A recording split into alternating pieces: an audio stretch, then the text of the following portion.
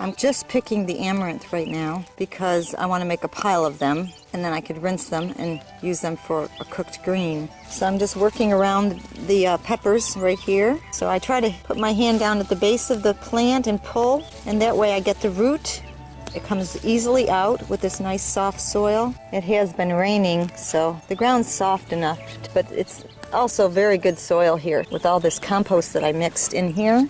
It makes it really, really easy. And we get these volunteer tomato plants here. You can mix the pigweed, or the amaranth, what they call it, with some of this lambsquarters, which is another plant. They look almost the same. As you get familiar with them, you will know the difference. But these little tomato plants, they need a little bit of room here to grow. And we don't want all these weeds, even if they are edible weeds. We don't want them in here. So they're a weed, but they can be eaten. It's important for us to know that we can eat our weeds because many times they're more nutritious than the actual plant we're growing, surprisingly. I'm going to work around this tomato plant, but I probably will end up pulling that later. But you can't really eat a tomato plant.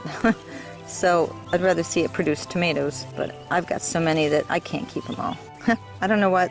Oh, that's right. These are purple beauty peppers. That's the first time I've ever grown those. So this should be interesting. You have to work in between, pull these out. It takes a little bit of time, but it's well worth it to keep these greens to eat. You could steam them and freeze them, so if you don't want to eat them all at once. Juicing is something I do a lot of, and I like juicing. There's a lot of nutrients in juice. You could probably juice this green here. I would juice some of this if I didn't want to steam it down and cook it as a green.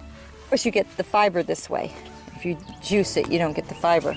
Well, I'm going to push this aside and show you something here that I've just found. Something that is another very interesting weed. Here we got some purslane. Purslane is one plant that is high in omega-3s. If I let this take over, it'll crawl over the whole bottom of the bed. And it produces, I think, the little yellow flowers. This purslane could be eaten year-round and put in salads. It's got more thicker leaves, and it's very nutritious. This is a very nice edible weed to have. You can eat these raw in your salad. I'm going to keep all the grass in here for now because I want to go out to the market and walk for a little bit in the early morning here, and I'll come back and get the grass later. Okay, we'll head out to the market.